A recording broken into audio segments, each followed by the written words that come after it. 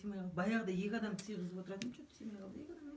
Менде прямо кетіп жатыр, тұрсай сен. Кетіп жатыр уже прямо. Болып қойсаң. Ударит. Жоқ, бұл жерде не жоқ. Өстіп отыра береміз ішке. Я біз басында өлең айтып та бастап жүрген жерлерім бар. Бұл әулие тұс қой. Возвращается. Басып қой. Өлі мен бар естіп отыр. Давай баста онда бар естіп отырмыз. Ел.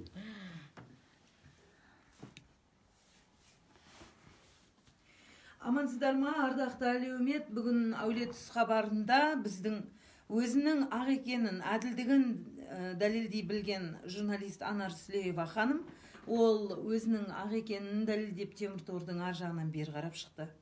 Сондай-ақ бүгінгі хабарымыздың қонақтарын таныстырып өтейік. Бұл жерде Мұхтар Мұхамеджан мырза, біздің әулие тұстың тізгіншісі, Анар Сүлеева ханым, біздің хабардың бас кейіпкері, бірінші кейіпкері. Бұл кісі әділдікке қалай қол жеткізді? Осы соңғы 1-2 жылдарда журналистермен болған нәубет барысында өзін қалай ақтай алды? Осы туралы сөз қозғайтын болады. Одан кейін Жанар Тұрбалаевна бұл кісі өз кезегінде хабардың бір шетінен жүргізіп, тізгіншісі ретінде қолдау көрсетіп отырады. Сонымен хабарымызды бастайық. Анар ханым, жалпы сізге қандай әділетсіздік орын алды? Және әділдіктің салтанат құру үшін қандай әрекеттерге бардыңыз? Заң не дейді, сіз не дедіңіз? Біріншіден армысыздар, кеш жарық, құрметті қазақ елі. Бастаудың өзі шынымды айтайын өте қиын.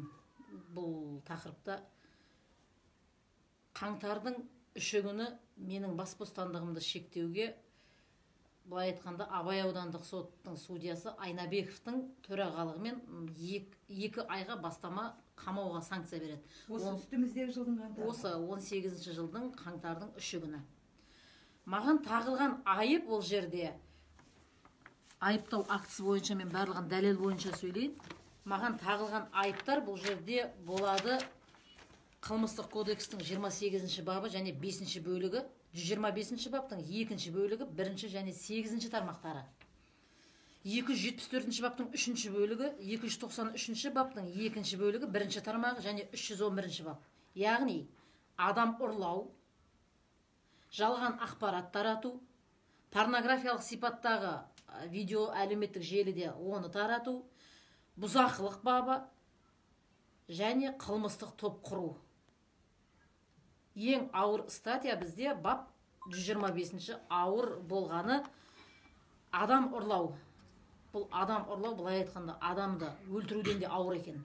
Мен басымнан өтті, адам өлтіріп, қазір кезде медиация тәртібімен де шығып атқандар бар. Мен бұл жерде айтар едім, маған жүргізілген нақты тапсырма деп. Себебі бас шарасын мен 2 топ мүгедек бола тұра, денсаулығымның жоқтығына байланысты.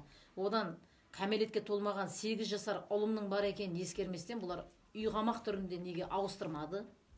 Ең үлкен қателік бізде қылмыстық кодекстің 58 бабында 1 және 2 топ мүгедектері қамауға алынбасын деген.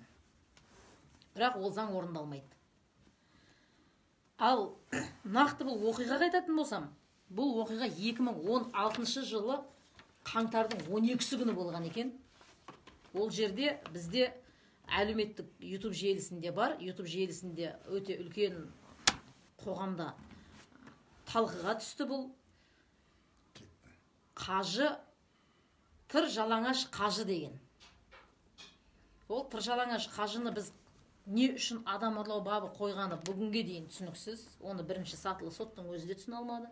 Жалпы ұрлағандарыңыз рас па? Ол неліктен әлеуметтік желіде осылай дабыл қағылып кетті? Бұл жерде адам ұрлау егер болатын болса, мен бұл жерде отырмас едім. Біріншіден дәлелденбеді. Ол жерде маған біздер журналист болғаннан кейін көмек сұрап, түнгі 1 болады ма, түнгі 2 болады ма, экстренный вызовқа да шығып жатамыз ғой былай. Ондай емес. Маған имам қажы, бір ауылдың білді имам қажысы мені алда пәтерге апарып, ақшамды беремін деп, мені өзімді зорлады. Көмектесіңіздер деген жан айқайға түнгі сағат звондаған кезде, иә, мен бардым. Бірақ журналист ретінде шындығында қажы ішіп мас болып жатыр ма ол жерде? Шындығында ана қажы ол әйелді зорлады ма деген қызығушылықты қажет болған жағдайда журналистік зерттеу жүргізу мақсатында мен бардым. Бірақ бұл жерде адам ұрлау емес қой ол. Бізге тағылған айыпты адам ұрлауды. Сонда қойған кезінде тергеушіге мен қанша шырылдадым осы істі бастаған кезінде. Ешқандай маған біріншіден арызды таныстырған жоқ, маған жазылған арыз болмады бұл жерде. Потерпевші дейміз ғой, жәбірленуші. Бізде мүлдем болған жоқ. Бұл іс 2 мәрте қозғалады, 2 мәрте жабылады. Бірі Абай аудандықта қозғалады, дәл сол 16 жылы. Және Ордабасы ауданда қозғалады. Екеуінде де ешқандай қылмыс құрамы жоқ деп 2 аудан жауып тастайды. Содан 2017 жылы август-ноябрьдан бастап маған тергеуші қайта звондайды. Сіз осындай қылмыста болған екенсіз, түсініктеме беруге дейді. Мен барам, қалаған уақытында шақырады. Таңғы сағат 8 демейді, түнгі сағат 12 демейді, звондайды. Мен барып тұрдым. Ойбай, ертеңгі күні жаңағы шақырған кезде келмеді деген не болмасын деп. Барлық сұрақтарға жауап беріп отырдым. Өзімнің тарапымнан ол жерде жаңа 311 порнографиялық сипаттағы видео болды. Жоқ, ол жерде порнографиялық сипаттағы видеоны мен түсірген жоқпын. Мен себебі арызданушы телефонмен бізге айтқан кезінде жалдамалы пәтерде болған екен. Иә, барған кезінде шынымен де 4 рет қажылыққа барып келген үлкен кісі тыр жалаңаш, анадан қалай туылса сондай кейіпте мас халде, өзін мүлде білмейтін халде жалдамалы пәтерде жатты. Қасында үлкен егде жастағы әйел шырылдап, мені осы мені жаңағы талай адамға үгіт насихат айтқанда бәледей, мені имам қажы деді. Мен анандай сипаттағыны көріп біріншіден жеркеніп ол жерден шығып кетіп қалдым. Шықтымдағыны далада қар, аяз, боран. Ол Анар ханым, нақтылап кетейікші, осында сіздің айтпақшыңыз, сонда сіз ол пәтерге барған себебіңіз сізге журналистік зерттеу жүргізу мақсатында, дұрыс па? Сізге жаңағы жәбірленуші келіншек өзі звондап сізді шақырды ол жерге, иә? Сіз ешқандай ешнәрсе ұйымдастырып барған жоқсыз. Ол қажыны сіз ол жерде бірінші рет көріп тұрсыз ба? Иә. Ол қажыны сіз танымайсыз? Жоқ, мүлде өміріңізде көрмегенсіз. Өмірімде ол соны нақтылап кетейік. Сізді ол енді сізге айып тағылғанда сіз сол қажыны ұрлап кетті деп айып тағылып тұр ғой, дұрыс па? Ал негізінде сіз өзіңіз сол келіншектің қоңырау шалуының арқасында сіз сол пәтерге барып отырсыз, дұрыс па? Иә. Ол барлығын біз дәлелдедік. Қалай? Жасырын тергеу деген болады екен. Облыстық прокуратура тарабынан іс қозғалып жүріп жатқан кезінде жасырын тергеу жүргізілді. 7-ші басқарма, егер қателеспесем. Ол жерде жасырын тергеуде детализация звонков дейді. Қоңырау шалынған, маған кімнің шалғаны сол күндер. Мен кімге қоңырау шалып, ол ұйымдастыру түрінде болды ма? Одан кейін ориентировка дейді, жүріп тұрған жеріміз. Соның барлығы іске алынды, Алматыдан арнайы алынды. Детализация звонковта маған түнгі 10-нан 58 кеткен кезінде жаңағы әйелдің нөмірінің қоңырауының түскені тұр. Ол уақытқа дейін ол екеуміздің қоңыраумен сөйлескеніміз жоқ. Жаңа әйел оған дейін жаңа мені күндіз ойбай ұйымдасқан түрде мынандай деген нәрсе болса күніме қайта звондап, хабарын білесің ғой, ана тірлік не болып жатыр деген сияқты. Ол тупой адамға да белгілі да. Оның ешқайсысы детализация звонковтан да и және ориентировка деп айтылады, былай жалпылама түсініктеме тілдемен.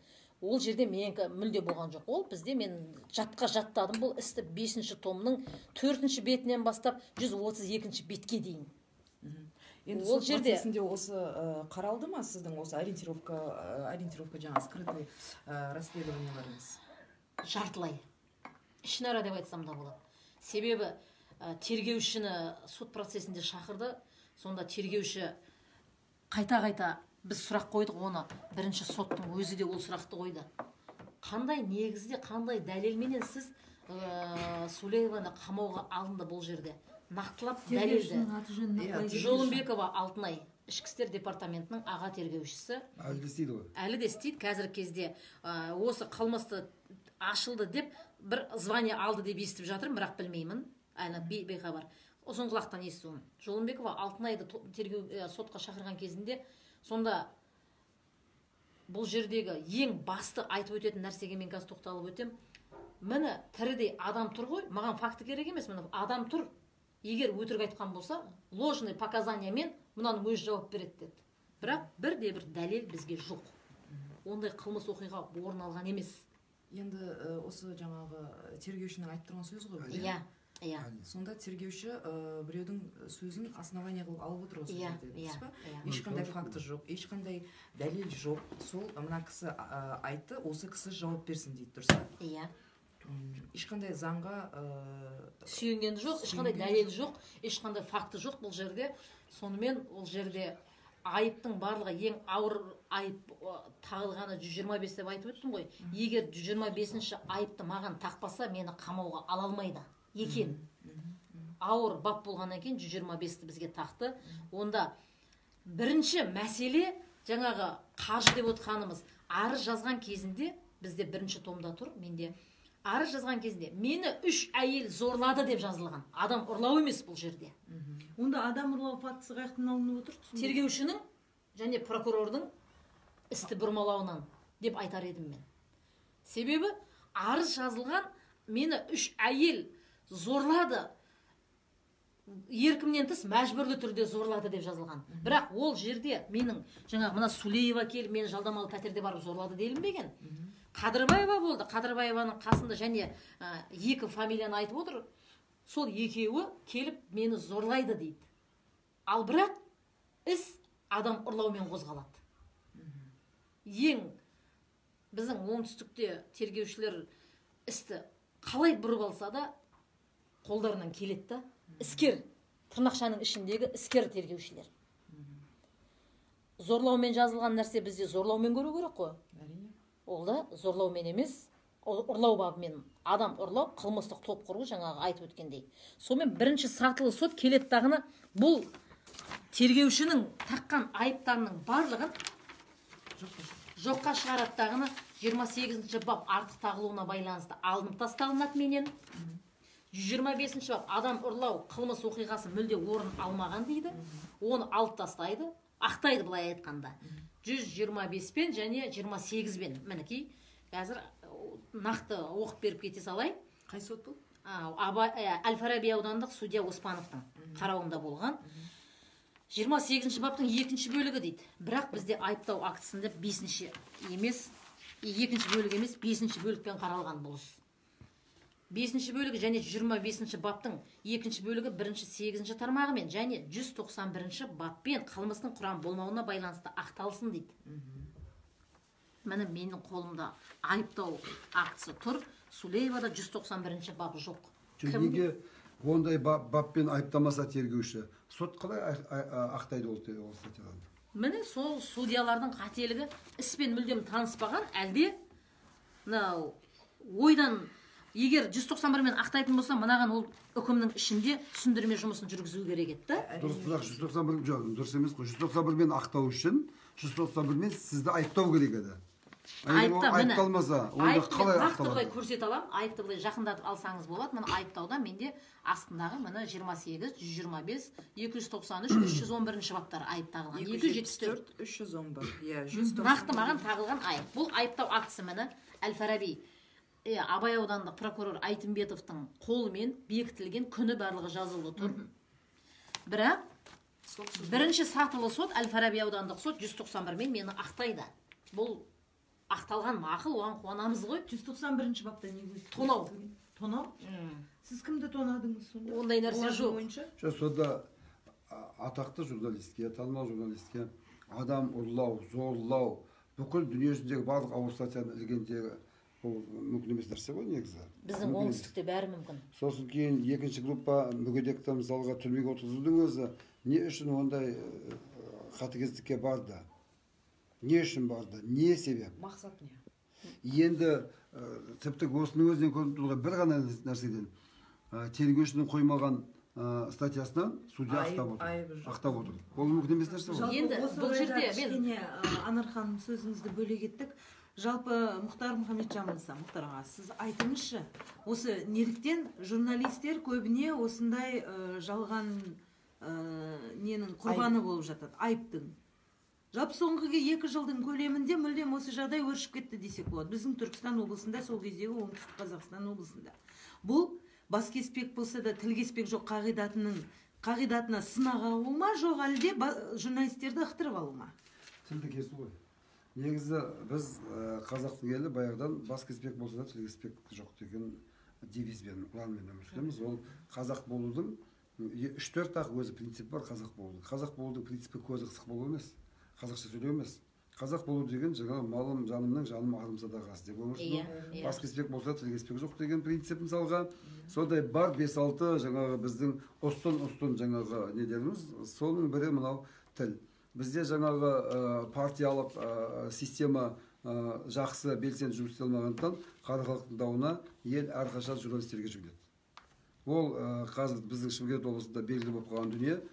Бізде саяси ақтаушы, саяси даттаушы ретінде, жалпы саяси субъект ретінде көбінесе журналистер жүреді. Желдің өтінде де мысалға бір кейде екі оттың ортасында қалып кетеді. Бірақ енді әрине арасында кейде жала жабылып кетеді, кейде артық сөйлеп қояды, кейде өзінің ішкі жаңағы жеке қатынасын білдіріп қояды. Бірақ бәрібір журналистерге келгенде мысалға мынандай қаттылық білдіру, осындай қатыгездікке бару, осындай бассыздыққа барып, жоқ статьядан ақтап алу, мұның бәрі өте үлкен ойларға жетелейді. Мысалға, сол кездері біз қайда болдық? Мәселе Анардың тордың ішінде отырып өзін ақтап алуда емес. Бұл роман жазуға болатын дүние. Мәселе қоғам не істеді? Мәселе тал түсте облыстың ортасында бір айдадағы біреу болса екен, кеше газетке 1-2 мақала жазған танымал журналист, газет бас редакторы, соны сондай қылып жұлып жүндей түтіп жатқан кезде қоғам қайда болды? Міне осы мәселе бізді басты тема қазір осында болу керек. Мен қайда болдым? Сен қайда болдың? Ол қайда болды? Әр ауданның, әр қаланың идеология жөніндегі орынбасары, ішкі саясаттар қайда болды? Егер біз осыға жауап бермесек, онда Анар Сүлеева ол тек нөмір 1, нөмір 2, нөмір 3, нөмір 99, 100 бәрі кете береді. Басқасы білесіз айтпай қояйық. Бірақ сол кездің өзінде мысалға біз адам ұрлау, зорлау неске жоқ, біздің ұрлау, бір жалаңаштарды көрсетіп, шынымен сеніп қалдық қой. Ал егер тағы қанша рет біз сеніп қалып, адал адамның түрмеге кетіп отқанда қарап отырамыз. Осы орайда Рабиға Бердімұратова деген қыз хабарласып жатыр. Сәлем, кеш жарық. Менімше журналистерді үркітіп қою деп ойлаймын дейді. Сосын біздің елде демократия жоқ дейді. Демократия қайдан болсын? Негізі біз журналистер қауымы ойлануымыз керек. Осы Анардың жағдайы, мен шынымды айтсам, Анарға 2-3 рет осымен айттым. Осы бір тікелей хабар жүргізейік. Айтайық, Анар үшін емес ол. Мені қатты ойландыратыны біз қайда болдық? Біздердің үндемеуіміздің арқасында ішкі саясаттардың, идеологтардың, әкімдер айтпай қояйық, бүгін әкімдерге пайдалы шығар жаңа Анар сияқты сөйлейтін журналистердің жоқ болып кеткені. Бірақ идеологтар, қоғамдық ұйымдар, бірлестіктер, журналистердің одағы, журналистердің ассоциациясы, бірлестігі тола, орыс тілді, қазақ тілді, өзбек тілді қайда болдық? Неге біз сол кезде кіріп ұстамадық? Мен тағы да ойлап қалмасын, бәрін айыптап отыр Мұхтар деп, өзімді айыптап отыр. Георгий Сучик айтқан ғой, қырағы болыңдар деп. Біз қырағы болмаудың арқасында айтты, сендік. Менде болған мұндай ана соғыс кезінде шпион Пакистанда деп мен ату жаза берді ғой. Шыққасын, әскерден келгесін, 11 жылдан кейін достарымнан сұраған кезде, неге сол кезде сендер маған келмедіңдер деген кезде, ана жатқан жерге мен бастықтар сатқын деді ғой, сондықтан сатқын деп ойлап қалдық деді. Сол сияқты біз соны қайталап отырмыз ғой қазір мына заманда, технология дамыған заманда, информация дамыған заманда, осы қалай мүмкін болды деген сұраққа тек мен емес, қазір мына көріп отырған көрермендер де ойланып көрсінші. Неге осындай болды? Мына Анардың документтерін көріп отырсаң, жоқ статьядан ақтаған, жоқ статьямен айыптап соттаған, оны түсіндірмеген, екінші топтың мүгедегі болса түрмеге тыққан мысалға, не деген сұмдық, жимаған статьялар жоқ. Адам ұрлау, тонау, жетпеген қазақтың қызы баратта еркекті зорлайды. Ұят емес па? Осының бәрін істеп отырған әйел тергеуші, өлім емес па? Әйел жандан етер отыр. Осы орайда Рабиға Бердімұратова тағы да журналистердің мерейін бір көтеріп қойды. Журналистер артық сөйлемейді дейді. Шырқыраған шындықты айтады, сосын жоғарыдан жазасын алады осылай дейді. Жалпы Анар ханым, сізді осылай жазаға кесіліп кетіп, 7 ай балаңыз шырқырап, өзіңіздің денсаулығыңызды құртып, темір тордың арғы жағында жатуыңызға не себеп болды? Шынымен де сіз шындықты айтам деп жапа шектіңіз бе? Ойыңыз қалай? Бұл жерде пікір ғой, қазір оқып беремін онда. Бұл жерде шындықты айтқан менің тілім жазықты. Мен бұған дейін де әділдіктің жағында болған, бұдан кейін де болам. Мені қамауға алып атқан кезінде тергеуші Жолымбекованың маған айтқаны бар. Тып-тыныш жүрсең болады ғой. Сен тыныш жүрсең, саған қаншама не келген кезінде мен деген сенің жазғаның маған ұнайтын еді. Біз көзімізді жұмып қарайтын ек. Бірақ бұл жолы мен үйт алмаймын. Себебі саған деген тапсырма жоғарыдан сондай болды деді. Расында да әлеуметтік желіден, YouTube әлеуметтік желісіне мен осыны көріп қалған сияқтымын бір рет. Бір кісінің үндеу жариялап атқан. Расында да тапсырыс болды ма сізге? Ол кісі еще бір қаржыны айтты. Осындай қаржыға Анар Сүлееваға тапсырыс берілді деген сияқты. 10 миллион теңге, шатаспасам, иә? Ол YouTube желісінде жүрді. Анар Сүлееваны куәлік етіп отырғызсаңыз 10 миллион теңге төлеймін. Ол мен видеоны дәл қазіргі уақытта YouTube'дан алынып тасталды, бірақ мен дискіға оны көшіріп басып алдым. Ол Сізде бар, иә? Ол менде бар. Тағы бір сұрақта, Анар ханым, мен қазір сіздің мынау қаулыларыңызды, өтініш хаттарын барын оқып отырып, үкімдеріңізді оқып отырып, мынандай бір түсініксіз жағдай болып жатыр. Барлығының үстіне Сүлеева деп жазып қойған. Сізде мысалға сіздің айтып берген жаңағы историяңызға байланысты мен түсінігімше 4 адам болған эпизодта, иә? Бірақ неге именно төбесіне 4 адамның фамилиясы жазылмай, неге Сүлеева деп қойған? Тағы біреуінде мен оқыдым, нарочно деп қойған. Міне мынау тұр, міне. Нарочно. Нарочноның мысалға синонимі специально или жаңа қазақша аударғанда әдейі деген сөздер. Міне Сүлееваға дегенде соның тура тұсына міне кім Аляханымыз көрсетіп жүріңізші, мысалға Анар Сүлееваға дегенде нарочно деп қойған. Осыны өзіңіз жазған жоқсыз ба, Дархан? Иә, осыны өзіңіз жазғансыз ба әлде? Жоқ, мен бұны кеше. Осы орайда кішігірім сөзіңізді бөліп жібердім. Қазір бір сұрақ келді да, дәл осы неге қоса кететін сұрақ болып тұр. Бидос Қалашбек деген азамат жазып жатыр.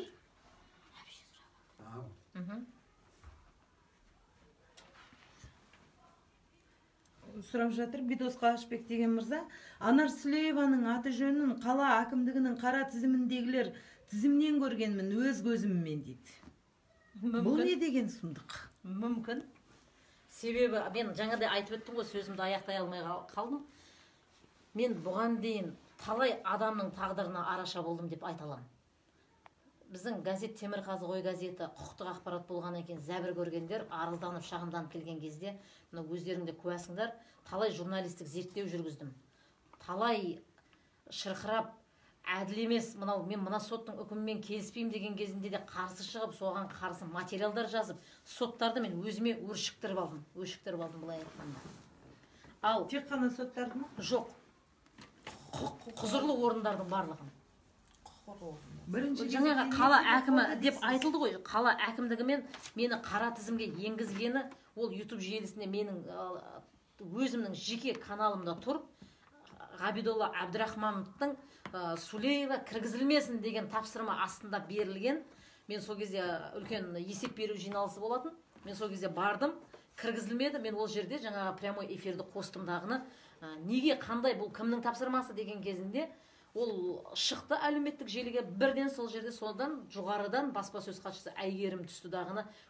Әйгерім түскен жоқ. Ол кезде сіз ешкім неткен жоқ, мен сізді кіргізуге не бердім деді, бірақ мен ол кезде маған ешкім түскен жоқ. Мен өзім басқа біреулердің несімен айтыр былай айтқанда кірдім, есептің үстіне бардым. Мен есепте дәл осы сұрақты қойдым. Мені кіргізбеудегі себептеріңіз не, Ғабидолла Рахматуллаұлы? Мен соншама қара тізімге бүйтіп Сүлеева кіргізілмесін деп тапсырма беретіндей жазығым сонда шындықты айтуыма деген ол видео бар. Содан кейін жалғыз қала емес, облыстың жаңағы әкімшілігінде де есік бізге қарай тарс жабылды десем де болады. Кіріп шығу мүмкіншілігі. Жаңағы батырып сөйлейтіндерді есеп беріп жатқан кезіңде шымбайына бататын сұрақтар қойсаң, сен ата жауын айналасың ғой. Осы орайда журналист Сардар Әбдіжақи айтады. Шымкент жақта басшылыққа ұнамағанның бәрі қара тізім. мында тұрсын темір тордан табатын сияқты ғой дейді. Журналист пікіріне біздің тағы бір көрерменіміздің де ойын қоса кетейін.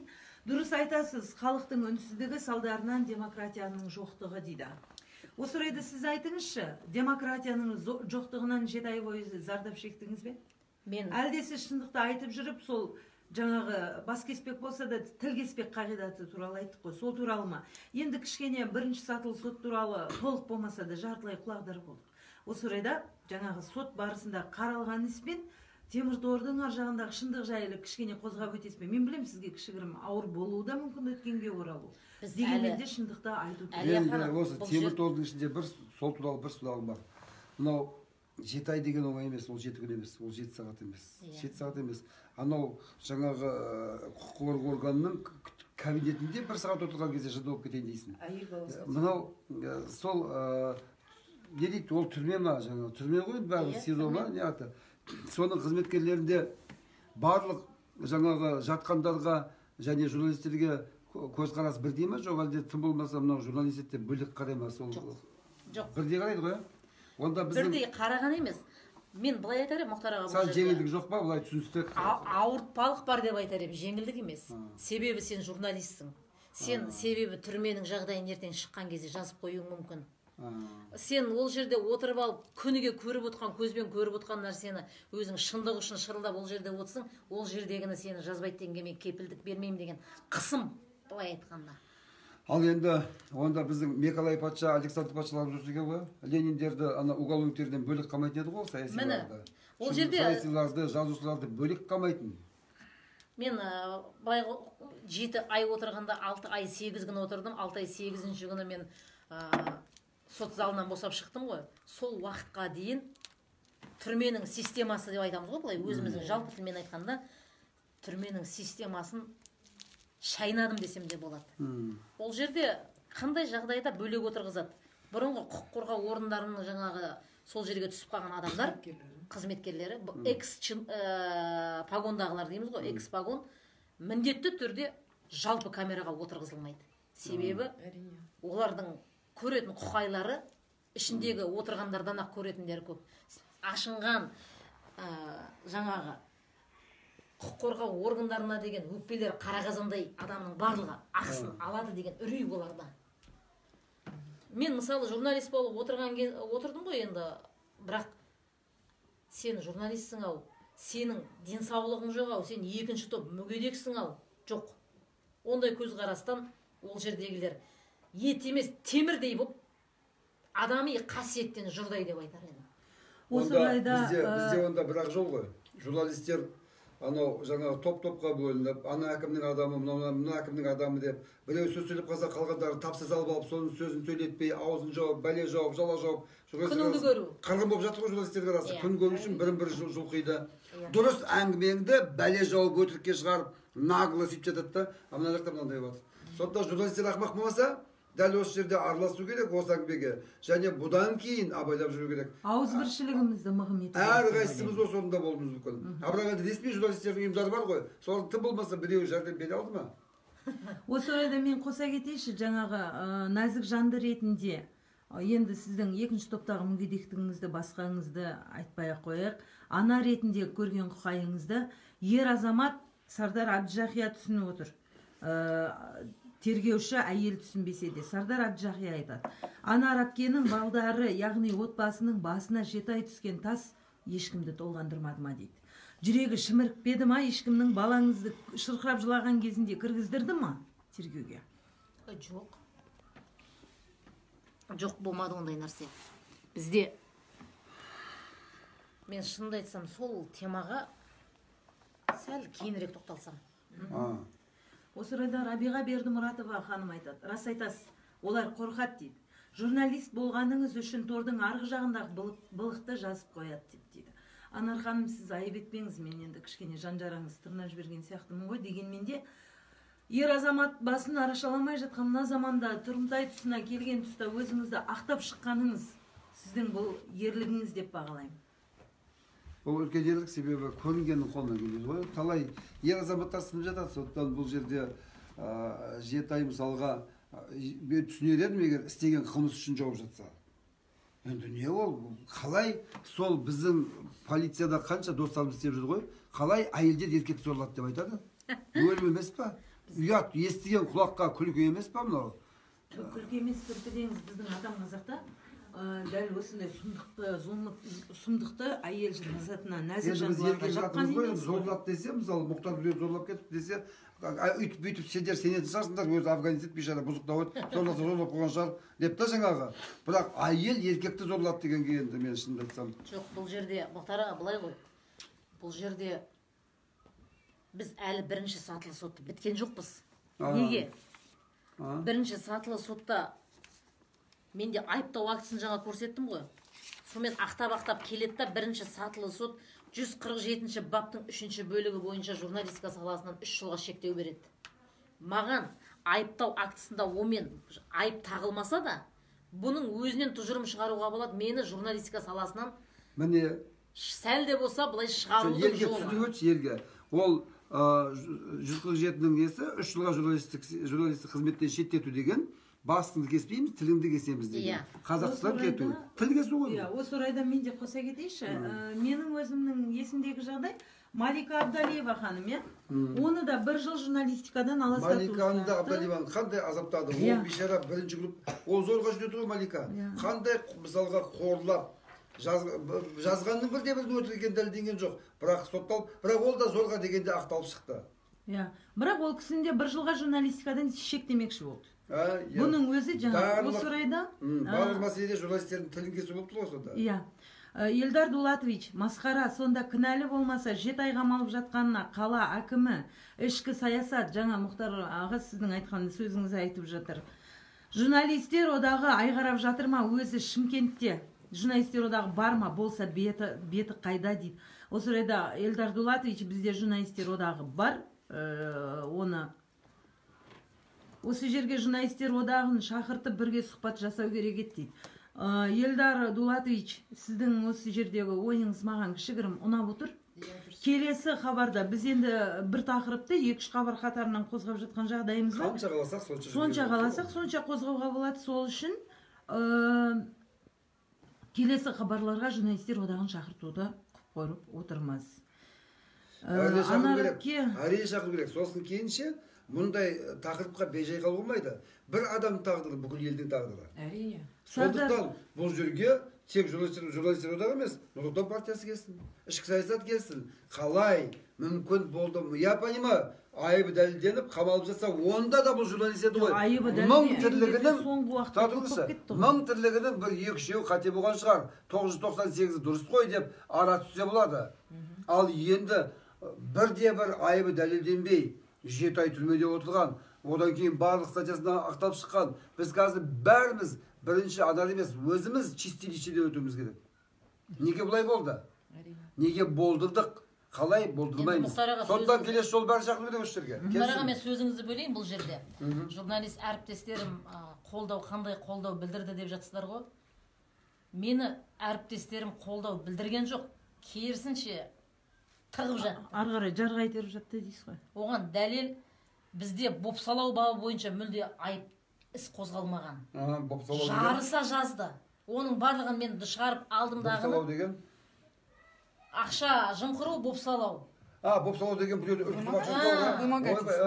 Ол менде журналистің ішінде мен қазір дәл қазір атын атамай-ақ қояйын, бірақ нақты менің қолымда міне скриншот барлығын жасап мен уже алдым.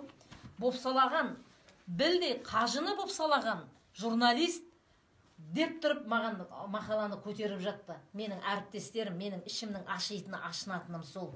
Жаңа айтып отырсыздар ғой, мен қайда қалдым, ол қайда қалды. Оның барлығы биліктің ықпалынан шыға алмайтын, біздің оңтүстікте биліктің ықпалынан шыға алмайды журналистің басым бөлігі. Барлығы деп айтпай-ақ қояйын. Дәл сөйтіп айтайын десе, бұл жерде бір нәрсе. Мысалға мен ішкі саясатпен, мысалға да, қауіпсіздік органдарымен, мысалға жұмыс істеймін, тек милициямен жұмыс істемеймін. Жаңағы идеологтардың көбісімен таныспын. Ешқайсының ойынан мен мысалы журналистерді, мысалға Ұласбек Сәдібеков менің досым. Тәуелсіздік үшін күрескен азамат. Бейсенді танимын. Бірде біреуінің Тәжібаевта, бірде біреуінің ойында журналистерді қамату, қорлап осындай зорлау, мәжбүрлеп тілін кесу ондай жоқ, ойларында да жоқ тіпті да. Неге осындай мүмкін болды? Мен ол кісілерді айтып отырғаным, олар да айтсын неге мүмкін болды деп отырғаным, мен білем ғой олардың ішінен ондай жоқ еді. А неге ешқайсысы олар тапсырыс беру мүмкін емес? Менің білуімше, егер маған сенсеңдер. А неге онда тал түсте осындай жағдай мүмкін болды, соны түсінбеймін. Тал түсте қорлап, зорлап. Біздің қазір эфирде пікір жазып жатқандар, Анар ханым сізге қолдау білдіріп жатқандар, ананың көз жасына аяныш білдіріп жатқандар, аяныш деп айтпай ақ қояйық, енді түсініспеушілік танытып жатқандар өте көп жатыр. Кішігірім оқып өтейін. Сардар Абджақия, Анар әпке ауыр сұрақ болса кешірім сұраймын дейді, жаңағы сіздің кішкене көз жасыңызға қарап. Осы орайда сізді қолдап жатқан Рабиға Бердімұратова ханым айтады: сіз үшін қуаныштымын, әпке, тек қана жақсылық, сәттілік тілеймін, әділдік жаныңыздан кетпесін дейді. Одан кейін Бузуки деген кісі айтады: жоғарыдан тапсырыс болғанда ол кісіге особый надзор болады дейді. Барлық мүмкіндіктен, яғни жағындармен свидание деді ғой, передача деген болса керек, барлығына тыйым салдырады. Неге десеңіз, ол кісі жоғарғының контролында дейді. Енді Айгүл Сыздықова ханым айтады: ана ер кісі, ер адам кім дейді? Ер кісі, ер адам Мұхтар Мұхамеджан. Өте грамотный екен, сөзі мығым дейді. Осы орайда сіз жаңа айттық қой, ішкі саясатты, журналистер одағын барлығын шақырайық дедік. Бар болса неге келмеді, беті жоқ шығар дейді. Жоқ, біз шақырмадық. Біз шақырмадық. Мысалға, мен бұл жерде шынымды айтсам, келесі жолы көргім келетін еді осындай мәселелер туралы Бақадыр Налымбетов. Тәжірибелі, басынан талай нәрсе өткен идеолог. Қазір қалалық нотаның бірінші орынбасары болды, яғни басшысы былайша айтқанда. Солай ол кісі де пікірін айтсын. Ол кісі де ұсынысын айтсын. Бұдан кейін мұндай жағдайды қалай болдырмаймыз? Бұдан кейін тал түсте арамыздан біреу жұлып алып кетіп, ана жақта қорлап жатса, біз айыпсыз екенін де білмейміз, жақтаспаймыз да. Менің жанымда ортатын осы. Осыған шейін жанымда ортып жүрген осақ. Сіз келеді деп жатсыз. Бақыт Жаншаева келмейді олар дейді. Журналистерді ешкім қорғамайды дейді. Расында да біздің журналистер, менің пікірімше, Алия Ортаеваның пікірінше, әлеуметтік тұрғыдан қорғалмағанбыз, иә? Әлеуметтік тұрғыдан қорғалмағанбыз. Біздің арнайы статусымыз да жоқ, не мемлекеттік қызметке, не құзыретті органға, не басқаға кірмейміз. Одан кейінгі айта кететініміз, мемлекет тарапынан қолдау жоқ. Мойындайсыздар ғой, осында отырған әріптестер барлықтарыңыз. Ешбір журналистке сен аш-жалаңаш едің, сенің жегенің жантақ қой деп нан ұсынып, үй ұсынып, нешеме журналистеріміз бар. Менің білетінім, көп балалы әке журналист Шардара қаласында тұрады. Талай журналистикада жүрді. Ол кісінің әйелі ауырды. Ол кісінің әйелі өте ауыр немен ауырды да, 8 бала шағасы бар. Басқа сол кісіге қолдау көрсетілмегенін мен мысалға үшін өзімнің қарным ашады. Одан кейін мына жерде маған да бір пікір келіп, мен оқи кетейін. Гүлзада Сейдалиева: жала жапқан қажының YouTube желісінде бір кісіні отбасымен бірнеше балағаттаған видеосы жүр. Жала жабуға үйреніп қалған ба деген ой келеді екен. Сенің ақтығыңа сенеміз дейді. Рахмет. Сардар Абджақия: Анар әпке еркек болса да сенбес едім дейді. Осы орайда Елдар Дулатович айтады: бұл жерде енді сіздің де, Анар Сүлеева ханым, Мұхтар аға, сіздің де пікіріңізді біле кетейікші. Журналистер одағының басы шіріп жатса қашып, басқа журналистерге ренжімеңіз, Анар ханым дейді. Пікірлеріңіз қалай? Елдар Дулатович деген азамат айтады: журналистер одағы жанашырлық танытпағанда ондай жағдайда журналистерге өкпелеудің өзі артық дейді. Солай ма? Мен мысалы Бақтияр Тайжан деген жігіт бар, білесіңдер ғой? Сол кісі баяғыда, білмеймін, журналистер одағы басшысы ма еді, жоқ па еді, бірақ шырылдап ортаға түсіп жүгіріп жүретін. Оны барлық ел дүние сыйлайды мысалға да. Ол нелегал формада да, легал формада барлық жағдайда осы журналистердің тіліне араласып жүретін. Мен ол кезде қалалық ішкі саясатын басқарушы едім да. Сондай бір атақты, танымал, ел сыйлаған, аяқ тартатын басқалар сондай адам басшы болу керек. Қазір бар адамды жамандамай қояйық, мен білмеймін кім екенін де негізі. Расын айтқанда, себебі ешқашан сезбегенмін де осы журналистер одағы мынандайды бүйтіп жұлып апты оттың ішінен. Біреуге көмектесіп. Жұлып алыпты, жоқ әлде бір бейшара қиналып жатыр екен, бір нәрсе алып беріпті, ондай еспегенмін. Бірақ әйтеуір әкімшілікпен ішкі саясаттар өмір бойы мейрам болса, әйтеуір журналистерді көтеріп, сыйлық сыйлап, ноутбук беріп, әйтеуір неғып жатады ғой мысалға. Оған шүкірлік. Бірақ опять же, мынандай да мәселе. Бұл жерде біз бұл хабарда ашейін жаңағы осы жерде Анарды жылатып, жұрттарға сенсация істеу үшін емес. біз журналистер мәртебесін көтеру үшін дейікші. Өйтпейік, былай дейік. Айтқан оқырмандар айтқандай, көрермендер айтып отырғандай, келесі хабарға шынымен Нұр Отаннан, ішкі саясаттан шақыр. Келсе келді, келмесе мына кісі былай шақырды, келмеді деп айта саламыз. Ол деген олардың журналистерге, яғни біздің елдегі демократияның бірден бір құралына көзқарасы. Мен дәл қашында айтайын, осы жыл өмір сүріп, біздің Қазақстандағы партиялық құрылысты демократияның фундаменті немесе кепіл деп айта алмаймын. Бізде демократия деген не? Билікке альтернатива болуға тиісті. Бізде кім билікке альтернатива? Ол тек қана бүгінгі журналистер. Айтпақшы, Айгүл Қаппарова ғой бізде. Анада үлкен жиналыста Айгүл биткен. Неге журналистер үйте береді, бүйте береді, жаңағы облыстық қоғамдық кеңес па жоқ қалады? Қоғамдық кеңес. Облыстық. Сол жерде айтты, ағалар, сіздер бір нәрсе түсініңіздер деді. Егер біз билікті сынамасақ, онда журналист не керегі бар деді. Біз амал жоқ сынайтын позицияда боламыз өмір бойы. Біздің жұмысымыз сондай. Сол сияқты біз журналистердің қауымы демократияның единственный өзі құралымыз Қазақстанда. Сондықтан мысалға осы жерге бәрін шақырып, кемеген деп айтуға болады. Рабиға Бердімұратова айтады, билікке жалпылдаған журналистердің жағдайлары керемет болып тұр ғой дейді. Бузуки айтады. Айтыңыздаршы, бізде бір партия бар ма, адал халыққа қызмет ететін жас өлкеннен немесе көпті көргеннен сұра деген бар ғой дейді. Біз бұл жерде қандай да бір партияға баға беру үшін отырған жоқпыз, дұрыс түсініңіздер. Біздің тақырыбымыз әділетсіздікке тап болған журналистердің бүгіні. Бидос Қалшабек мырза, кешіріңіз, сөзіңізді бөліп жібердім. Ақтау туралы үкімнің тергеушіге мемлекеттік айыптаушыға қарсы салдары болады. Үкімнен кейін оларға қандай шаралар қолданылады, заң бойынша олар жазалануы тиіс дейді. Осы орайда Элдар Дулатович айтады, Шымкент жақтар осы ғой, Мақтаралда баяғыда бір әкімдерді орын алып, журналистерді орып алды. Шетінен әр саладан ұнамағандарын құртып жатыр дейді. Элдар Дулатович айтады, ой-бой жүргізуші ханым, журналист болсаң, сізді де ертең эфирден кейін артыңызға түспесін дейді. Элдар Дулатович, мен осы орайда журналистпін. Ресми фактор газетінің бас редакторы Алия Ортаевамын. Мен ойлаймын, бас кеспек болса да тіл кеспек жоқ, қағидатымен жүретін журналистпін. Енді Алла пешенеме не жазады, соны көрем. Бірақ елім деп өлем деймін ба, не деймін, солай емес па өзге? Жаңа қойылған сұраққа байланысты менде мына жерде сұрақ қойылды. Сонда жала жапқандар жауапқа тартылмай ма, прокурор мен тергеуші ше дейді. Мен дәл осы жерде айтып өтейін. Мен осы сұрақты қояйын деп отырмын сізге. Бұл барлығына қызықты, өте қызықты сұрақ болды. Бірінші сатылы сотта да, екінші сатылы сотта да қарға қарғаның көзін шұқымайтын дәлелдеп берді бізде. Неге, қалай? Біріншіден 125 ең ауыр бапты қойғаннан кейін, ол бойынша ақталғаннан кейін жеке қаулы шығару керек еді сот тергеушіге. Ол мүлде орындалған жоқ. Біз апелляциялық шағым тастаған кезімізде мен соны талап еттім. Екінші сатылы сотта да апелляциялық сот алқасынан. Сонда ақталған бойынша тергеушіменен прокурорға қандай шара көріледі дедім. Біз сол үшін отырмыз ғой деп еді. Міне екінші апелляциялық шағымның менде үкім, қаулы қолымда. Бірде-бір жеке қаулы түгіл, олардың оны айтасыз, ең қызығын айтайын, бізде бұл жерде жәбірленуші жоқ дедім ғой жаңа. Бірінші соттың сатылы сотта Әбсейітов Жұмаділла деген кісі бізде жәбірленуші деп танылды. Қалай? Түнгі сағат 2-де менің үйіме тереземді біреу тақылдатты. Мен барып есікті ашып жатыр, менің қақ маңдайымнан біреу бір тепті да мені талдырды деп арыз жазады. Дәл сол оқиға болған күні. Сөйтеді дағыны сол оқиға болған күні Жұмаділланың үйіне барылады, ол жаңа қажының туған інісі.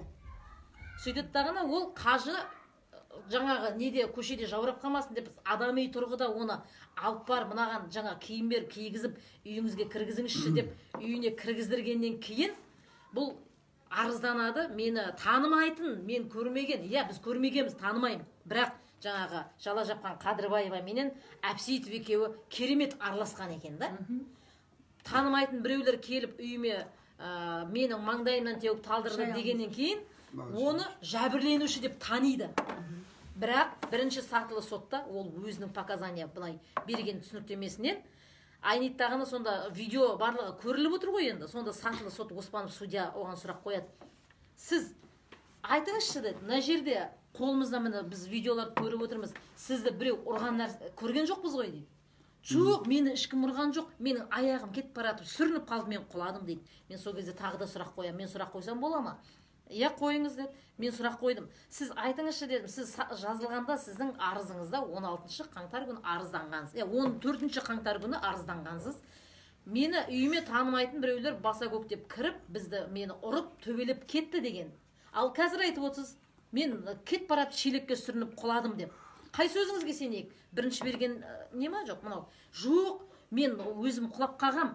Бірақ оны жаңағы маған жаз деген екен, мен жаза салдым дейді. Кім жаз деп? Кім жаз деген? Тергеушінің айтуымен жазылғанда, былай айтқанда. Ол тергеуші қалай аман жүр одан кейін? Енді сіз мысалға үшін ол кісі оны дәлелдеп бере алатын шығар, өзіне тергеушінің жаңағы жазып бер деп айтқан. Енді ол сол жерде видео Дәлелдеп бере алмайды. Жоқ, әрбір сотта аудио-видео фиксация болады, дұрыс па? ол алынып, Тергеушіні дәлелдеп. жоқ, тергеушіні ол дәлелдей алмайды. Себебі біздер тергеушінің мен бір нәрсені айта кетейін. Тергеу, беттесу жаңағы ең бірінші адамнан түсініктеме алып қамауға алатын кезінде мен ішкі істер менен жоғарғы прокурордан сұрайын, ішкі істер министрлігінен мен оны сұрамаймын. Себебі ол орындалмайды. Видеоға жазылса екен деймін. Себебі ол жерде мысалы мені екісі күні барған кезімде мен арызбен таныстыр дегенде маған ешқандай арыз таныстырмады. Қаулыны шығар деген кезде сол жерде қаулы асығыс үсігіс қаулыны шығарды тағыны, есікті құлтап қойды тағыны. Болды, бізге тапсырма, мен сізді бүгін қамаймын деді. Қамасаң қама, бірақ мен біреуге жала жаба алмаймын. Қалай болды Анар ханым? Кішкене толықтыра кетейікші, сіз үйіңізден тергеуге бардыңыз. Иә. Тергеуден үйіңізге жете алмай қалдыңыз. Иә. То есть, Иә. солай болып тұр Мені куә ретінде шақырады. Енді құқығы бар ғой, сол жерде ұстап алып апарып қамаққа. Енді куә ретінде шақырған Мен адам. куә ретінде показания тергеуге беріп жүрдім. Сонымен тергеуші күніге мені қысым қалып бастады. Сіз өзіңіздің кішкентай балаңыз бар ғой, кішкене балаңыздың қасында болуды ойласаңызшы, мынау болды деп айта салыңызшы. Сонда мына қылмыс тез-тез сотқа өтеді. Сіз куә болып өтесіз, сіз ешқандай қамауға алынбайсыз дейді маған. Мен айтам, кешірші жаным, айналып кетейін. Алтынай, маған сонда анау бірінші қамауға алынған жаңағы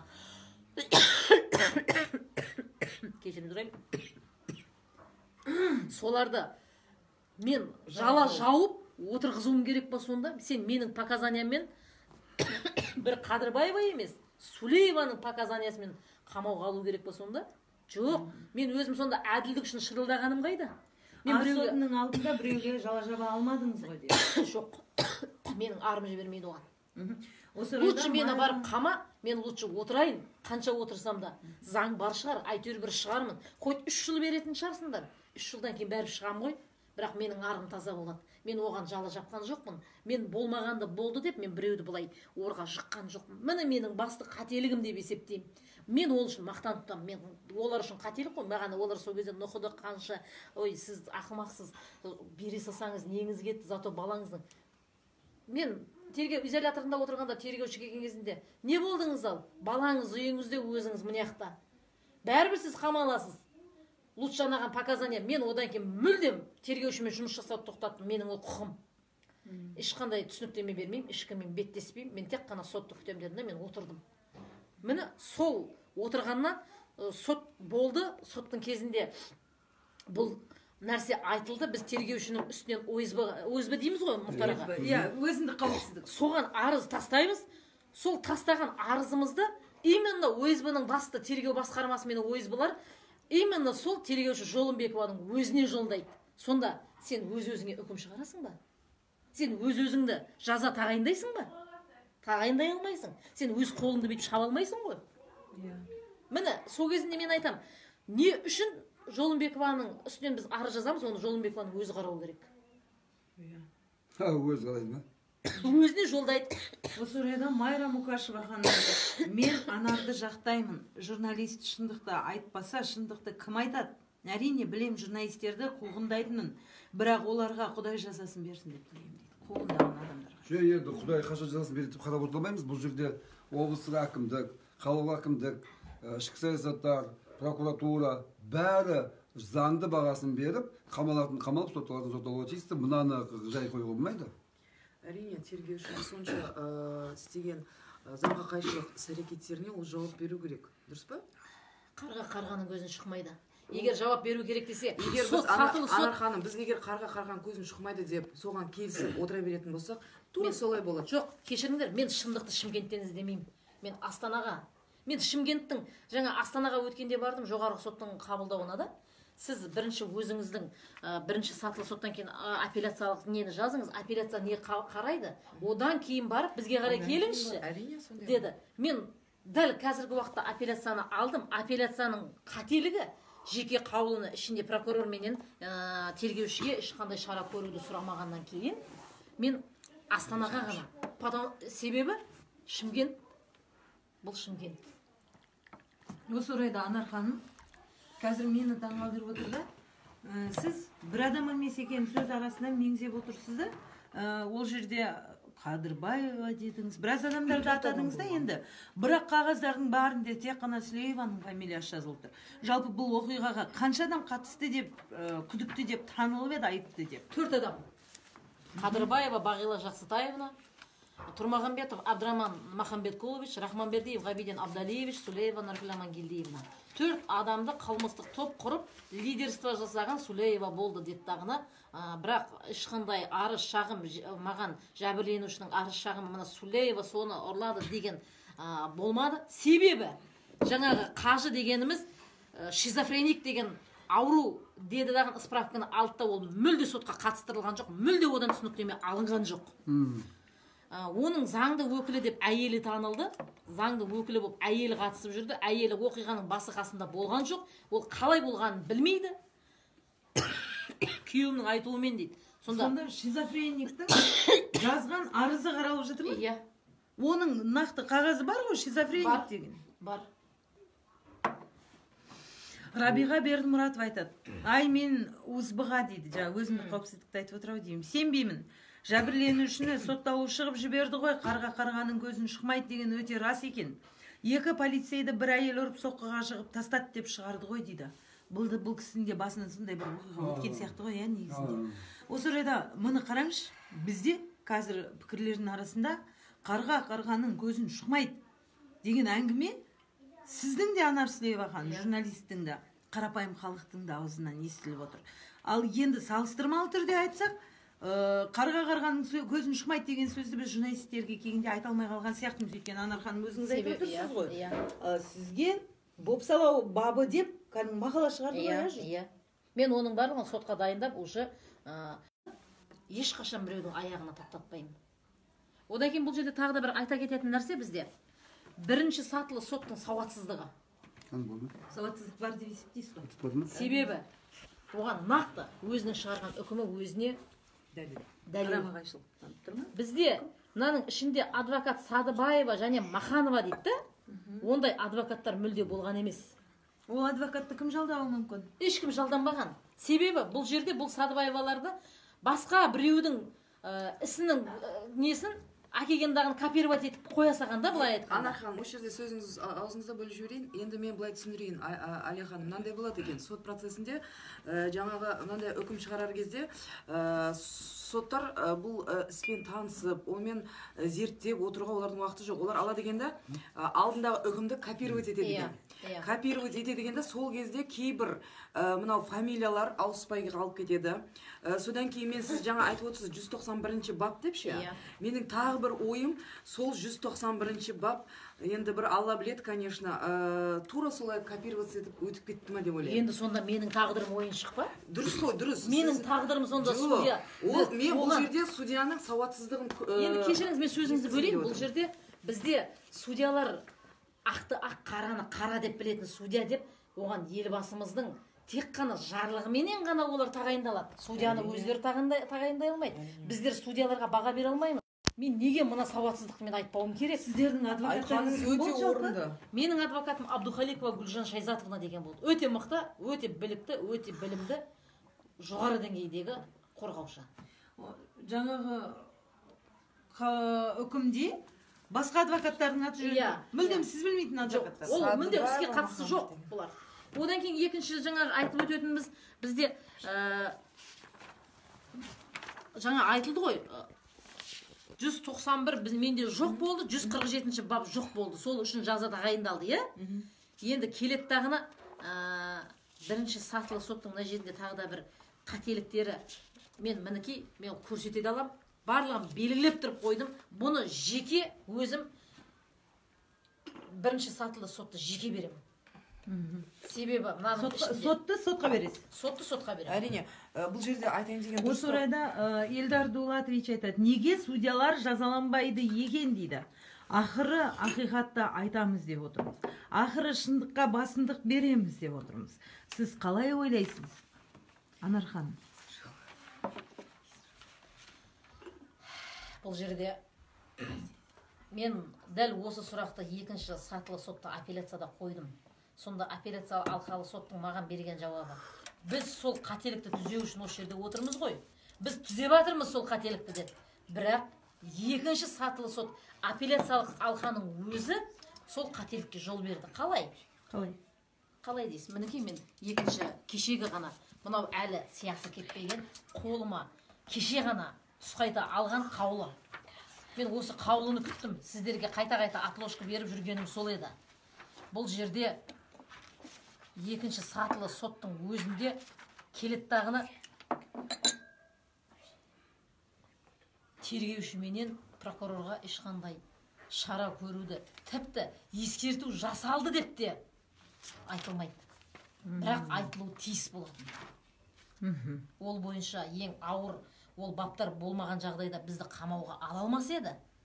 Онымен ақталғаннан кейін оларға, тергеушіге жұмысына лайықты емес деген жазылу керек еді. Ол жазылмады. Сонда осы сот мырзаларға менің айтайын дегенім жаңағы мынау копироваться етіледі деп айтып отырмын ғой. Бұл копироваться етілгенде бұл сот мырзалардың қателігі дұрыс па? Неге ол копироваться етіледі? Себебі судья мырзалар ешқашан жаңағы істі зерттемейді және содан копироваться етіледі. Сонда менің тұжырымым келіп отқаны, айтайын дегенім, судья мырзаларға біздің Қазақстан Республикасының азаматтарының өмірі ойыншық. Осы орайда шешімді, үкімді кім тереді? Судьялар ма, әлде хатшылары ма? Басын ашып алайықшы. Хатшылар тереді. Хатшылар тереді. Дұрыс айтасыз. Жалпы сіз айтыңызшы, Мұхтар мырза, неге судьялар жазаланбайды екен дейді?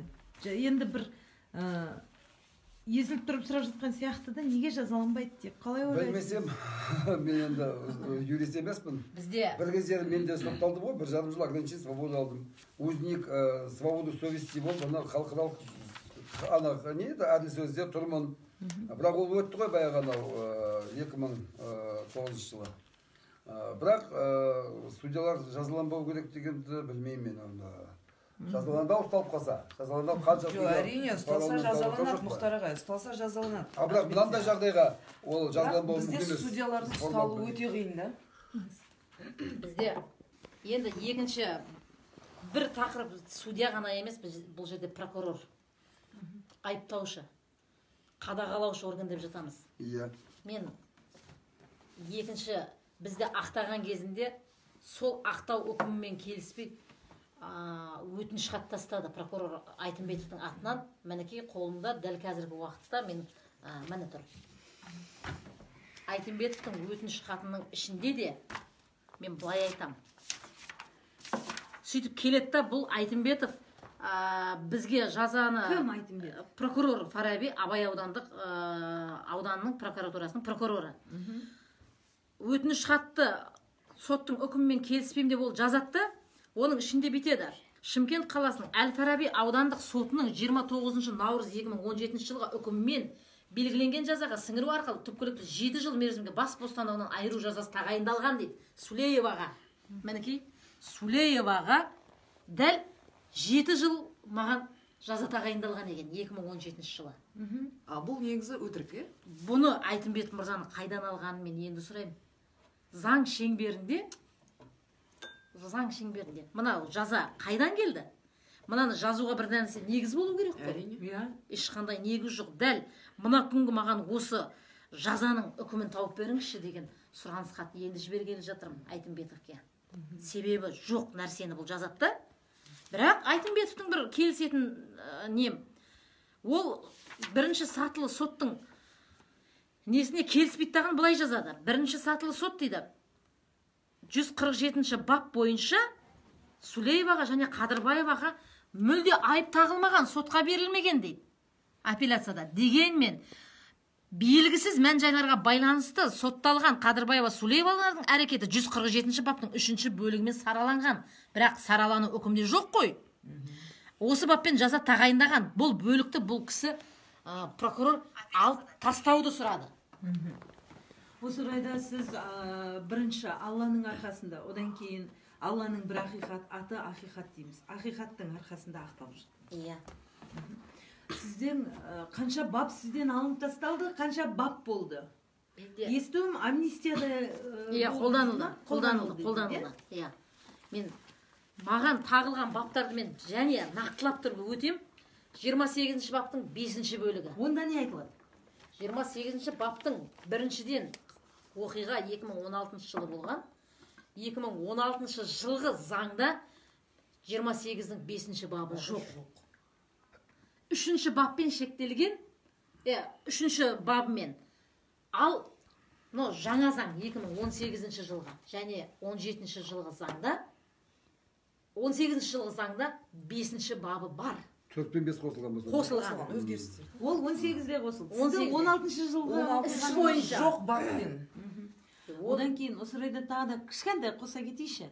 Неліктен 16 жылы болған оқиғаны 18 жылдың басында сіз жауапқа тартылып отырсыз? Осы да қызық болып тұр ғой. Мен жаңа айтып өттім, Ордабасы ауданда бұл іс қозғалған. Бірақ ешқандай қылмыс құрамы жоқ дейді дағыны бұл жабылады. Оған келіспейді дағыны Абай ауданына кеп береді. Абай ауданының тергеушілері де қылмыс құрамы болмауына байланысты іс қысқартылады. Сөйтіп жүргенде Жолымбекова деген тергеуші мықтымын, мен бұны ашамын, ойбай бұны шашамын деп шығаттағыны істі қайтып өзіне сұратып алдырады. Ол қалай сұратып алдырады? Мен дәл осы кезде мына бір қағаздарды шығаруға тура келді. Мен ол қағазды бұл жерде шығарғым келмеген еді, егер мен ұмыт қалдырып кетпесем ол қағазды үйде. Қазір егер осы жерде болса, әрине. Ол жерде жаңағы қажымыз бұрында әркімді сотқа сүйреп, моральдық шығын ретінде миллиондық ақша талап етіп өндіріп отырған екен. Кім өндіріп отырған? Қажы. Қыр жалаңаш қажымыз. Сіз қарай беріңіз қағаздарыңызды. Осы орайда Гүлзада Сейдалиева айтады. Сұмдық турасын айтқан туғанына жақпайды дейді. Мұхтар мырза, осы орайда расында да біз осы күнде туралықтан кетіп бара жатырмыз ба? Қалай ойлайсыз? Сіздің түсін ойыңыз қандай? Туралықтан біз анық кетіп бара жатырмыз. Себебі туралықтан гөрі корпоративтік мүдде қымбат болып бара жатыр. Ананың көңіліне тиіп кетпейік. Былай айтса, мына кісі ертеңгіден жейді, анау теде бермей қояды, мынау үйтеді, мынау бүйтеді, мынау біздің ру, ананың руы, мынау құлан. Бірақ ортада бас кеспек болса да тіл кеспек жоқ деп журналист қашан ұмытады? Әділетті айтса ұмытады. Біз әділетті айтпай, бірақ тіл кеспек жоқ деп айта алмаймыз. Тек қана әділетті айтатын кезде біз тіл кеспек жоқ деп айта аламыз. Бірақ біз корпоративтік мүдде бар жерде әділет болу ешқашан мүмкін емес. Ол жерде себебі мына корпоративтің мүддесінен ана корпоративтің мүддесі бөлек. Шындығы бөлек. Сондықтан бұндай жерде талай адам әділет сізді қиянатқа ұшырап кетіп жатады, жаңағы зорлыққа. Бірақ ол кетеді, оны ешкім білмейді. Мына корпоративте кетеді, оны ешкім білмейді. Әрқайсының өз алдына жүндей тұтып отыра береді. Елдар Дулатович айтады, мынау эфирлері мықты екен. Айтып салып жатыр, молодцы вы дейді. Әйтеуір эфирден кейін жарым кетпесе болды дейді. Кімнің соткасында музыка ойнап жатыр? Люстрада музыка ойнайды деді. Бір сотка қосылды музыкаға интернетте. Сенікі шығар? Жоқ, менікі өшті, заряды мүлдем. Адам шошып жіберді ғой. Қаяқтан ойлайды. Кімде Bluetooth қосылды? Bluetooth'ды қосыңдаршы. Bluetooth'ын қосыңдар. Кімде Bluetooth қосылса, Bluetooth ана жақта көрші. Bluetooth дейсіз ба? Wi-Fi не реагирует? Жоқ, Bluetooth'бен ойнайды. Bluetooth'бен ойнап жатыр. Ана жақта балдар Bluetooth. Анар ханым, жарып дегенім ғой бомбамен дейді. Қазір біздің студияны бомбамен жарып кетпесін, мықты екесіңдер дейді. Расында да күлкілі жағдай. Ешкім ешқашан бомбамен жармайды. Біздің елімізде айтып отырмын ғой, бас кесер өкімет жоқ. Бірақ күн көріспен жан жақты қолап кеткен, бөлініп, 40 бөлініп, жаңағы корпоративтік мүддеге беріліп кеткен журналистер бар. Солардың арқасында бізді біреуімізді қорлап, біреуімізді зорлап жатқаны ғой. Менің ойымша. Бар ма Bluetooth қосып па? Жоқ. Енді бұл жерде тағы да мен жаңағы немді нақтылап өтейін, себебі ол қағаз менің қолымда шындығында бар, мен сол үшін нақты айта аламын. Айтыңызшы. Ол кездегі тергеу басқармасы, ішкі істер департаментінің тергеу басқармасының басшысы Абидинов деген болған. Сол Абидиновтың үстінен бұл Тасқараевтың отбасы миллион теңге көлемінде моральдық шығын сұрайды. Не үшін? Бір ортада арыз бұған жабылған жала дейді дағаны бұл сотқа жүгінеді ішкі істер департаментіне. Мені қорлады, кабинетіне кіргізіп алып қинады, мен моральдық шығын ретінде Абидиновтен миллион теңге сұраймын дейді. Ол нақты қолында ол қағаз бар. Ол сотта бізде ұсынылды. Бұл бұрын осындай ақшаны өйстіп өндіріп жүрген отбасы секілді. Осыны назарға алыңыз, назардан тыс қалып қоймасын деп біздің адвокаттар ұсынды оны. Сонда енді бұл жерде ең күлкілі жағдай Абиденовтың сол кездегі тергеу басқармасының қандай құдіретті күші екенін білмеймін. Осы іске пәрмен берген, біздікін ашуға пәрмен берген Абиденов болып шығады. Мен ойлаймын, өзімнің жеке пікірім үшін ешкім мені соттай алмайды ғой. Жеке пікірім, Абиденов пен Тасқараевтың ортасында келісім жүрген сияқты сен менен моральный ущерб сұрамай-ақ қой. Мен саған мына жақтан өндіріп берем. Ана сенің шалың көшеде тыржалаңаш жүрді ғой, сол жерде сол журналистер болды ғой дегендей сияқты да, былай айтқанда. Ол әрине менің Это вы не ойым. утверждаете, просто сіздің мнениеңіз. Мнением, жеке пікірім. Эльдар Дулатович, Алла разы болсын сізге. Ұрлап тынады онда өздеріңді, аман болыңдаршы әйтеуір деп жанашырлығын танытып отыр. Енді Қазақстан Республикасының оқтай заңы тұрған кезде мен ойлаймын, ондай болмайтын шығар. Эльдар Дулатович өте белсенді бүгінгі хабарда араласып отыр. Ол кім екен өзі шақырып? Соны білмей жатырық қой. Сіз Эльдар Дулатович біздің хабарға келсеңізші. Келесі хабарда келіңіз, бізбен бірге ой бөлісіңіз. Екінші эпизодқа өтейін бұл жерде. Бұл жерде екінші сатылы сотта кеше бүкіл жаңағы тағылған, маған берілген, кесілген жаза 3 жыл журналистикамен шектеуді толық алып тастайды, артық тағылуына байланысты мүлдем алып тастайды. Омен маған айып тағылған жоқ қой. Соны жазаны менен алды, 147 бап журналистикамен шектеуді алып тастайды. 2,5 жыл деген нәрсенің барлығы алынды кешегі апелляциялық сотта. Бірақ 293 бап хулиганство, бұзақылық бабы маған қойылды. Оның өзін амнистияны қолдана отырып жазаның бәрін алып тастайды. Бірақ мен бұл менде келіспеймін. Мен кассациялық сотқа арыз түсіріп уже дайындадым. Ертең барып мен оны өзім ешқандай не арқылы емес, жеке апарып тапсырамын деп отырмын. Себебі ешқандай қылмыс оқиғасы жоқ. Бұл жерде барлығы ақталу болып отқаннан кейін тергеушіменен прокурорлар таза шықпасын деген ниетте ғана маған сылап сипап былай тексті жатқызып қойған үшін 293-ті қойды. Амнистияны қолданған мен қарсымын. 293-те не көрсетілді? Біз енді қарапайым халықтың көбісі заңды өзінің несімен тармақтарымен оқып бермесеңіз, ол 293-тің не екенін түсіне бермейтін. 293-ші бап бойынша менен сол сұрайды, ол кезінде 293-ның екінші бөлік бірінші тармағымен 2 жылға бас бостандығынан айыру жаза тағайындалсын дейді. Ол шектеу ғана. Пробациялық шектеу қойылады маған.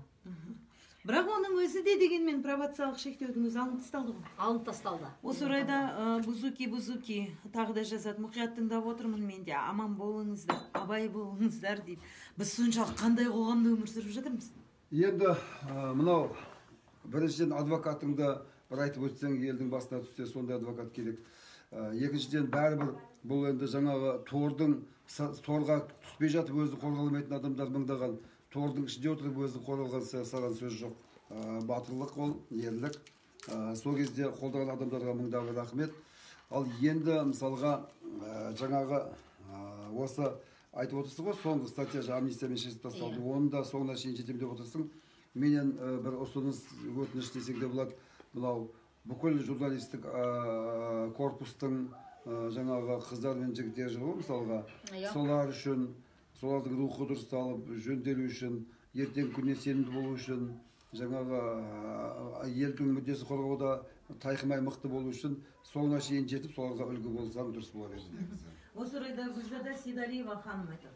Анар ханым осылай істі болды дегенін әлеуметтік желіде жаңалықтар күтіп жүрдім дейді. Бір өкініштісі Анар ханым ақталғанға дейін осы эфирдің өтпегені. Әрине біз оны өз басымызбен жаңа басында хабардың басында айтып кеттік, оны мойындадық. Бірінші кезекте біз естіген сөзге сенеміз ғой, нақты дәлел болмағандықтан. Кеште болса ақталып шыққаны қуантады. Сол кездерде кейбір журналистердің пікірі мен үшін құлаң құдыққа құласа құлағында құрбаққа ойнар дегендей ой қалдырады дейді. Жалпы менің білерім от беды и от смерти никто не застрахован. То есть от сумы и тюрьмы. Да, олсы да бар. Осы орайда әркімнің басына түсетін жағдайда бұл. Біз журналистер неліктен осындай қуғындауға тап болып отырмыз? Ауызбіршіліктің жоқтығынан деп ойлаймын. Ауызбіршілігіміз мығым болса екен деген ойдамын. Біріншіден мафиялық топтар, ана билікте ол ру-пу деген жоқ, билікте кландар бар. Сол ана жаңағы журналист бар, бір орталықта ашады, ол жерде миллиондаған теңге, оны егер анау көнсе, ертең финпост табылады да 20 жылға кетеді, одан да анасы сүлбеге тығып жеріп аузын жапқан дұрыс қой. Ол көп болса бір 40-50 мың доллармен бітуі мүмкін. Ұсталса, миллиондаған долларлар кетеді, плюс еще түрмеге түседі. Сөйтіп есептейді ғой қазір меніңше да. Сондықтан журналистердің қазіргі мысалға анау коррупциямен күресем, әділетсіздікпен күресем дейтін журналистердің күні пышақтың жүзі ғой. Нұрхан Бұғыбаев мырза айтады, қызық боп тұр да дейді. Қажы мен Қадырбаева істеуін істейді дейді, оны басқалардан көреді. Қалай сонда дейді. Осы орайда Елдар Дулатович айтады, диктор апшемау неге білмей жүрсіз әлі дейді. Мұрын астыңыздағы келіншек журналисті кінәсіз қамап тынған жоқ па?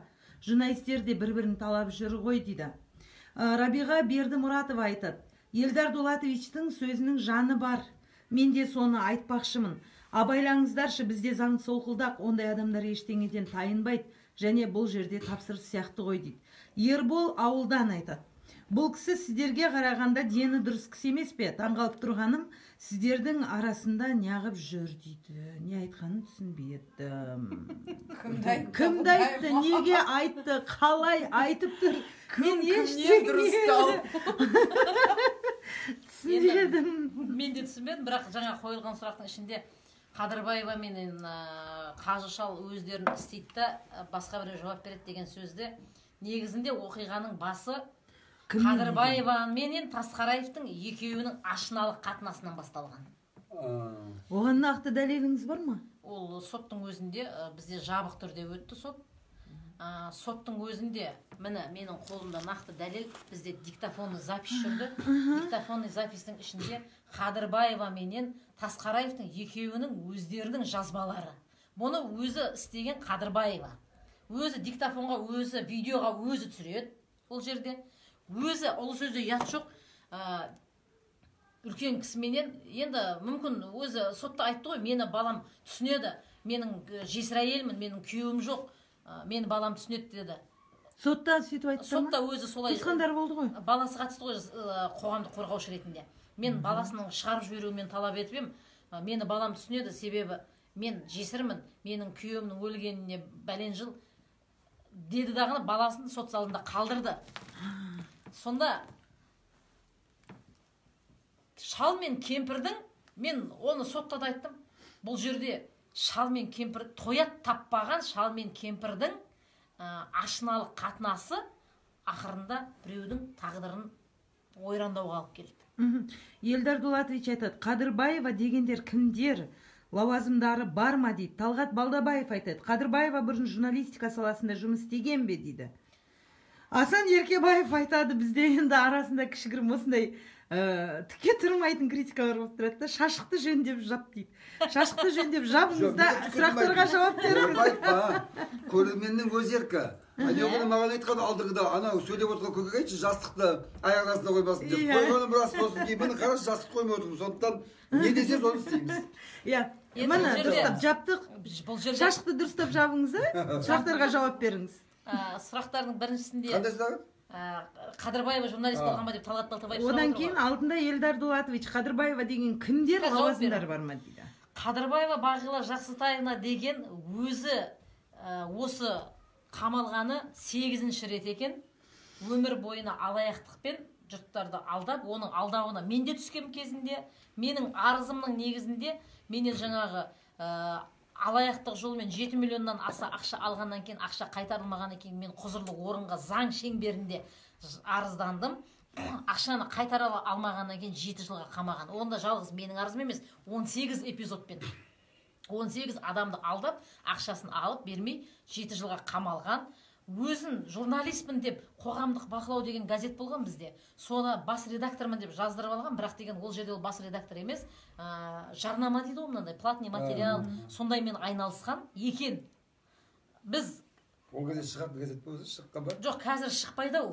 Оның одан кейін дәл осы Қадырбаева қамалғаннан кейін оның бас редакторы Ғани Умралиев дегенде, егер қателеспесем, ол да істі болып қамалып кетті. Ол ана налоговыйдың дәл өзі. удостоверениесін көрсетіп. Дәл өзі. Енді ол да ақиқат па, ақиқат емес пе? Анардың жағдайы мен мынаның жағдайы басқа мүлдем. Енді не дегенмен факт басқа налоговыйдың куәлігімен адамдарды.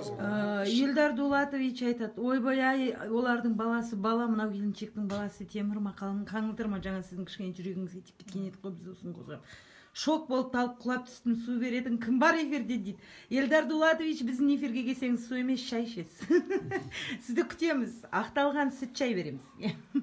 Енді одан кейінгі сұрақ, ешқандай оның лауазымы болмаған. Бірінші сатылы сотта ол, мен Нұр Отанның баспасөз хатшысы болдым, мен сол жерде қызмет істедім деген екен. Ол кездегі қалалық Нұр Отанның басшысы Мелдеханов болды. Біз арнайы сұраныс хат арқылы шығып Мелдехановтан бізде ол ешқандай жұмыс істемеген деген жауабын қағаз жүзінде алып сотқа ұсындық. Міне, бұл алаяқ, ол жерде де жұмыс жасамаған өзі. Ал мен ана Нұр Отанның баспасөзінде болдым, мен ішкі саясатта істедім бәлен жыл, мен ана Куиста баспасөз болдым деп өзін солай тәрбиелеп келген келіншек қой, қазір 60-тың үшінде.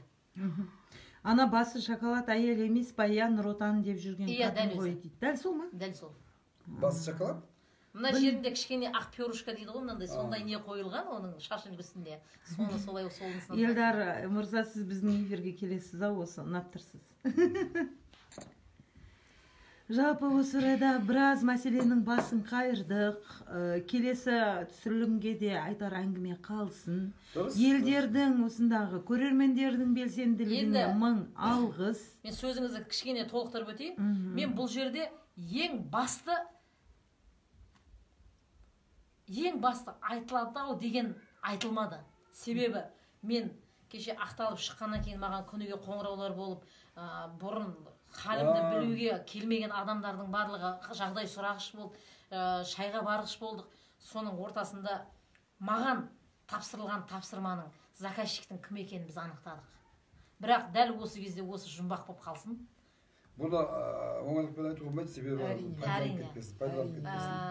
Оны тек қана өзім кімнен тапсырыстың келгенін, менің сонша темір торға қамату ол адамға не үшін қажет екенін мен осы бүгінге дейін анықтап өзім алдым. Бірақ мен өзім білем уже кім екен, мен кімнен қорқу керек екен, кімнен өзімді сақ ұстауым керек, мен кімнің алдында қандай әңгіме айту керек екенін мен уже білдім.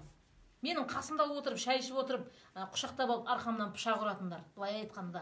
Менің айналамнан ақ шыққан адамдар. Мен кереметтей қарым-қатынаста болдым бұл жерде.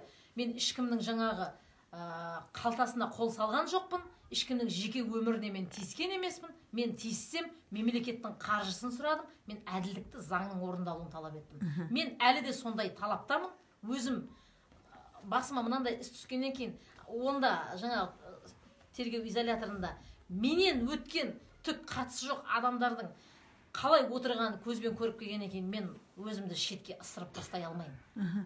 Осы орайда Елдар Дулатович айтады, эфирлеріне келіп, ертең жұмыстан қуылатын жағдай жоқ, аман болсаңыздар болды. Рахмет, Алла разы болсын. Мұхтар мырза, сіздерге үлкен рахмет, осындай эфир жиі болып тұрса екен деймін, аман болыңыздар дейді. Құрметті көрермендер, патша көңілдеріңізді Алла көтерсін. Мұхтар мырза, сөз тиін, осы орайда сізден сұрап тұрмын. Осы орайда келесі әулие тұстың хабарда осы тақырып болсын. Жаңа шақырамыз келіп шақырайық. Сосын кейін менің өтінішім, журналист қауымы келесі хабарда бәрі қатысып, белсенді түрде өзінің пікірлерін білдіріп жатса, құба-құп болар еді. Жанар ханым, қосып бар ма? Мен де Мұхтар ағайдың сөзіне қосылам. Келесі отырыста жаңағы қажет идеология жағынан, ішкі саясат жағынан бәрі представительдері келіп бізбен бірге сұхбаттасса өте жақсы болар еді. Жалпы әулетіс хабары сіздермен бірге, тақырып толық ашылмағаннан кейін қайда болды мани эфирге жиі шығып тұрыңыздар. Патша көңілдеріңізді Алла көтерсін. Алланың бір аты ақиқат, біз тек қана ақиқатын айтамыз. Келесі хабарымызда әулетістің Анар ханымға тапсырыс берген кім? Осы тақырып қозғалады. Керемет бір шырқыраған сұхбат болды дейді Рабиға Бердімұратова. Үлкен рахмет сіздерге. Судьялардың біреуін шақырсаңыздар дейді. Біз енді сіздердің әлі де болса пікір түсетініне кәміл сенеміз, өйткені біздің бірде бір хабарымыз келесі хабар болғанша жаңағы ізін жойып бір өшіп қалған емес, пікірден пікір, көрерменнен көрермен дейді. Осындай болып жатқан Гүлзада Сейдалиева ханымның әдемі сөзімен түйіндеймін. Ақтың отын ақмақ өшіре алмайды. Алла қолдасын Анар ханым. Келесі хабарда нағыз шындықтың беті ашылады деп сенеміз. Аман болыңыздар. Рахмет.